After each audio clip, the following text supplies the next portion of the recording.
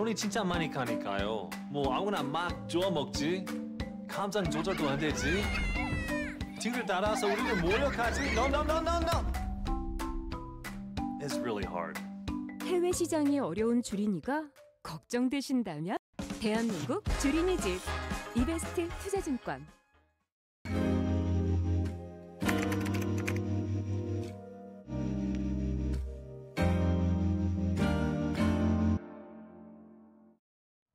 안녕하십니까. 이리온 리서치입니다.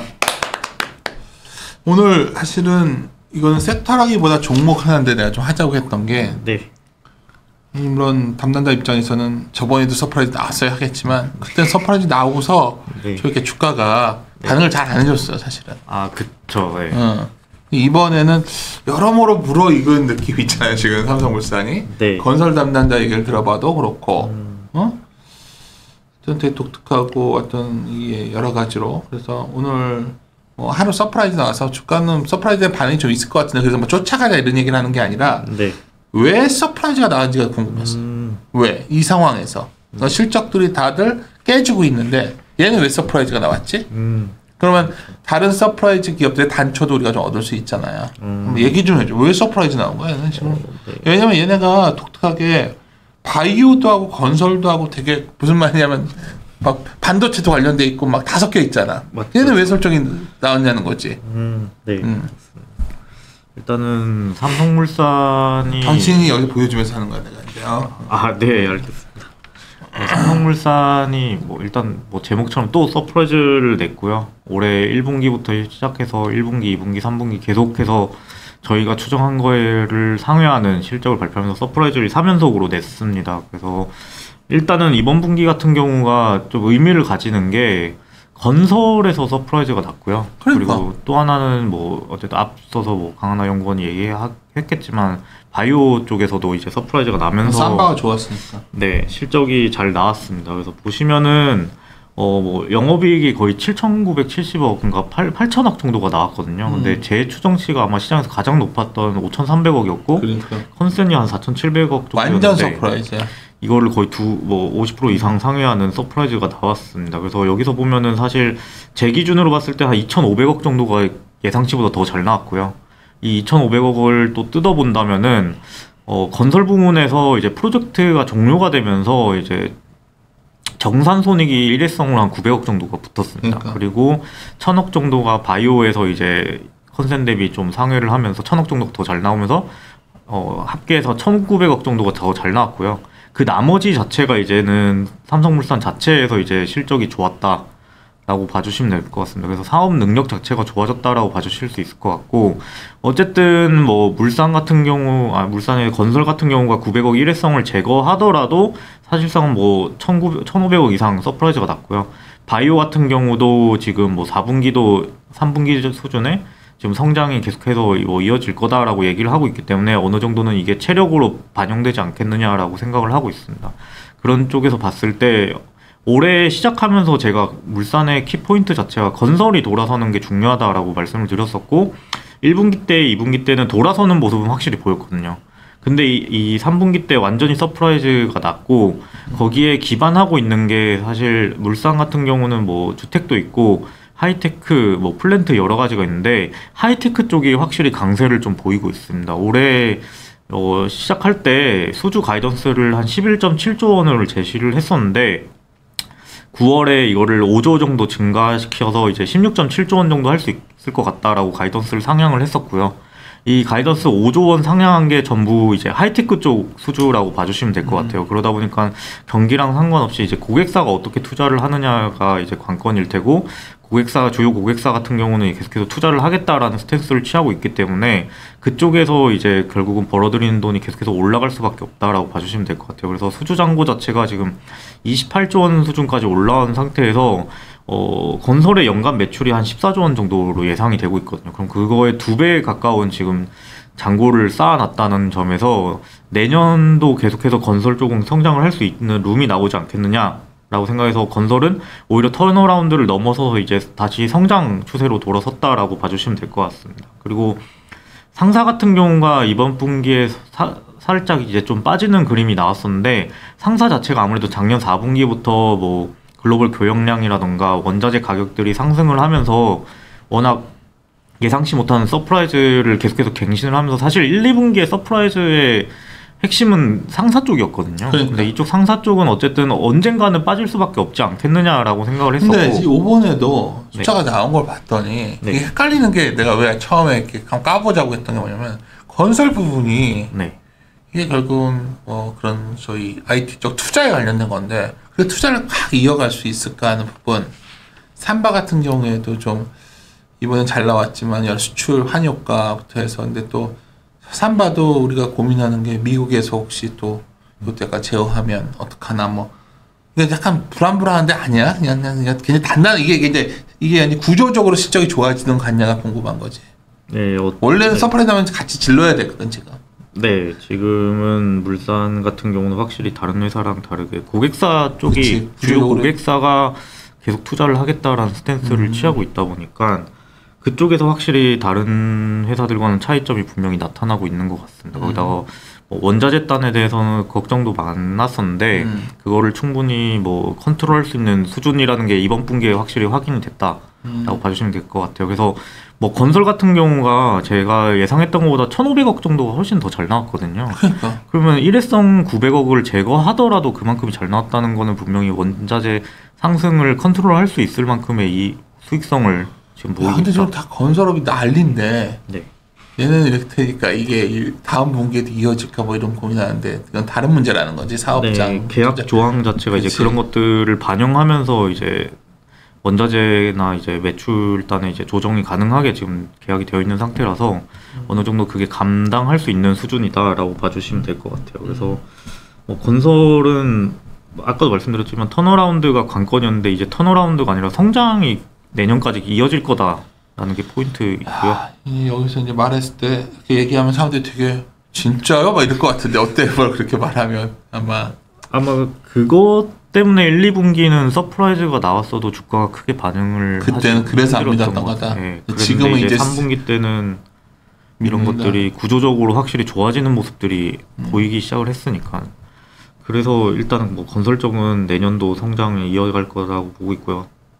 아까 말씀드리던 상사 같은 경우가 사실은 내년은 올해 4분기부터 해서 3분기부터 계속 보수적으로 봐야 되지 않겠냐라고 생각을 하고 있습니다. 뭐 원자재 가격 상승이 어쨌든 일부 멈췄고 그러니까 거기서 이제 결국은 글로벌 트레이딩이나 교역량 자체가 감소하고 있고 이거 같은 뭐 전방 고객들, 전방 수요 자체가 이제 재고가 어느 정도 쌓여 있는 상태라서 그게 소진되기 전까지는 뭐 어쨌든 지난 1년간 호황을 누렸으니까 이 부분에 대해서는 좀 와이와이로 빠질 수밖에 없는 구간이 오지 않느냐라고 생각을 하고 있고요. 그 외에 이제 패션이나 레저, 식용 같은 경우는 패션이야 뭐 메종 키친에 같은 브랜드들이 계속 연달아서 성공을 하면서 온라인 쪽도 잘 되고 해서 계속 꾸준히 성장을 잘 해왔고 이번에도 뭐 비수기임에도 불구하고 크게 빠지지 않는 선에서 잘 정리가 됐고 4분기 때는 성수기로 올라올 거기 때문에 크게 문제가 없는 상태입니다. 그리고 레저랑 식용 같은 경우가 코로나의 타격을 받았던 회사잖아요.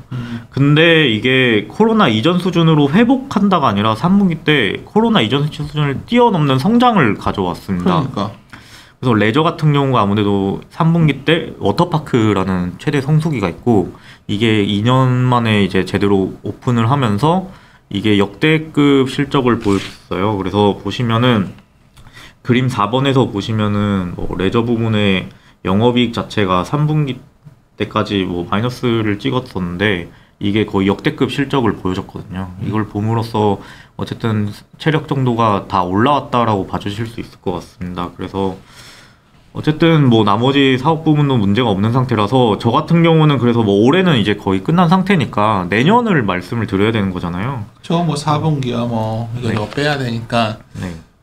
내년도 올해처럼 실적 서프라이즈가 나와주면 네. 실적이 좋아지면 네. 야 이거는 뭐 숫자 나오는 기업 지금 내가 맨날 강조하는 내러티브가 아닌 넘버 기업인데 네. 얘기 좀 해줘요. 프로젝션 좀 해줘. 그 부분에 대해서는 서프라이즈를 기대하기는 힘들지만 내년의 관건은 여기서 이익이 얼마나 빠질까를 생각을 해봐야 될 것 같아요. 근데 관건은 그래서 저는 상사에 있다라고 보고 있고요. 올해는 관건이 건설이었고 내년에는 상사를 봐야 되는데 상사가 어느 정도를 버텨주느냐. 전방 쪽의 수요가 이제 재고가 이제 안전재고 밑으로 내려오면서 다시 이쪽 원자재 쪽 수요를 돌아서게 하느냐가 관건일 것 같아요. 그래서 이제 결국은 하지만 상사가 이제 YOY로는 빠질 수밖에 없는 상황에 놓여있긴 하지만 이 빠지는 걸 아까 말씀드린 건설이 또 커버를 해주고 있거든요. 그러다 보니까 사실은 지금 상태에서 봤을 때는 매출이나 영업이익 자체가 전년 수준을 유지하는 정도는 되지 않겠느냐라고 생각을 하고 있습니다. 그래서 올해 4분기 지금부터 이제 내년까지는 삼성물산을 바라볼 때는 상사 쪽을 키포인트로 놓고 보셔야 되지 않겠느냐라고 생각을 하고 있습니다. 그래서 어쨌든 보시면은 삼성물산 자체가 실적이 뭐 매출의 3조에서 언저리에서 움직이면서 영업이익이 1조 언저리로 움직이던 회사인데 올해 상사나 뭐 건설 돌아서고 하면서 상사가 호황을 보내고 하면서 2조가 넘는 호황을 가져왔거든요. 근데 이게 뜯어보면은 건설 쪽이 이렇게 올라왔고 나머지 사업부들이 잘 되고 있고 바이오 같은 경우도 실제로 지금 체력 자체가 올라온 상태로 보이기 때문에 이게 뭐 단순히 일회성으로 올해만 좋아서 내년에는 21년 수준으로 회귀한다 이 수준은 아니다. 결국은 이익 체력 자체가 2조 원 수준까지는 올라오지 않았느냐라고 생각을 해서 이 정도에 대해서는 밸류에이션을 좀 해줄 필요는 있다라고 생각을 하고 있고요.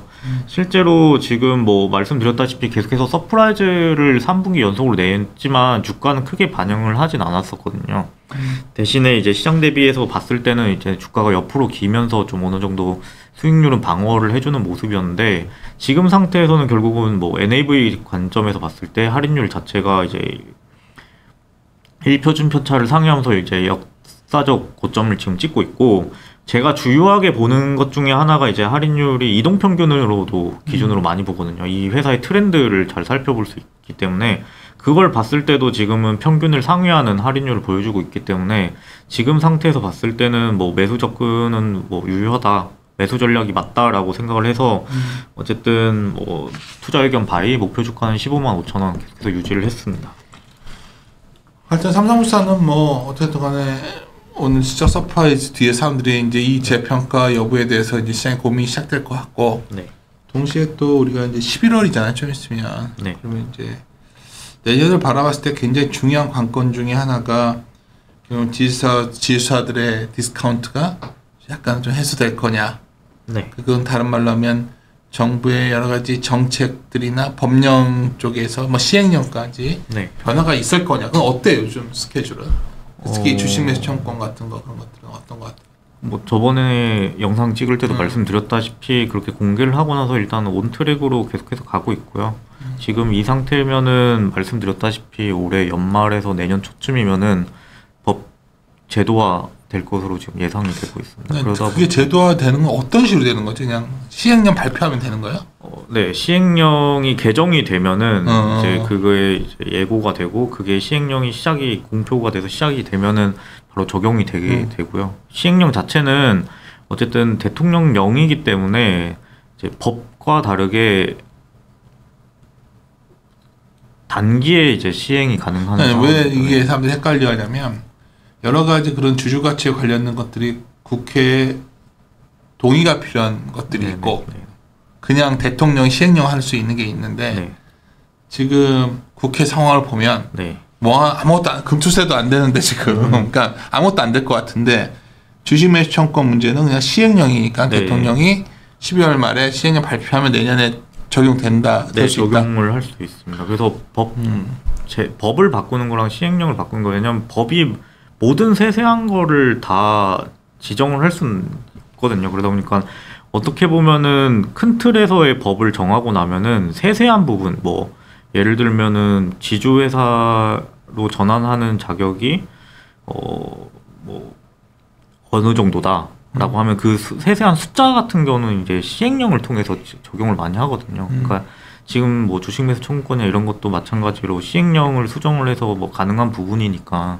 그쪽으로 적용을 한다면은 법 개정이 아닌 시행령 개정이라서 조금은 법 개정보다는 더 빠른 시간 내에 좀 적용이 가능하다라고 봐주시면 될 것 같아요. 예, 알겠습니다. 아무튼 아까 하여튼 이거 둘이 오늘 두 가지 너무 연결되어 있거든. 삼바로 연결이 되어 있으면 동시에 요즘 느낀 건데 삼성 그룹주들 관심이 높아지나? 이게 약간 그런 생각도 좀 하고. 네, 녹화하고 계셔서 못 봤을 수도 있겠지만 방금 삼성 이재용 회장이 지금 확정이 돼가지고 그러니까 그 오늘도 계속, 얘기가 그치. 계속 나올 것 같습니다. 그냥 그게 이제 삼성 쪽에 변화가 좀 생긴 건가? 그러면 이제 여러 가지 미국 쪽에 관련된 여러 가지 이벤트가 있을 수도 있다. 뭐 이런 얘기도 있고 뭐 하다 보니까 당연히 하다 보면 삼성물산도 뭔가 더 관심을 갖게 될 것 같은데. 네. 하여튼 뭐 그런 상황이에요. 그래서 아침에 좀 이거 급하게 넘어가자고 한 거니까 하여튼 뭐. 마무리 짓도록 합시다. 네. 아니, 마무리 뭐 아까 살 좀 더 빼야 될 것 같다고 황금 보면서 웃었대. 알겠습니다. 예. 함께 고민하시죠.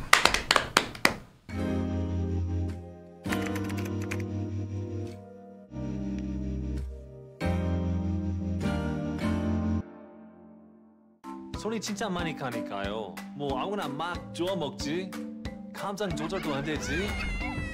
뒤를 따라서 우리를 모욕하지. No, no, no, no, no. It's really hard. 해외 시장이 어려운 주린이가 걱정되신다면 대한민국 주린이 집 이베스트 투자증권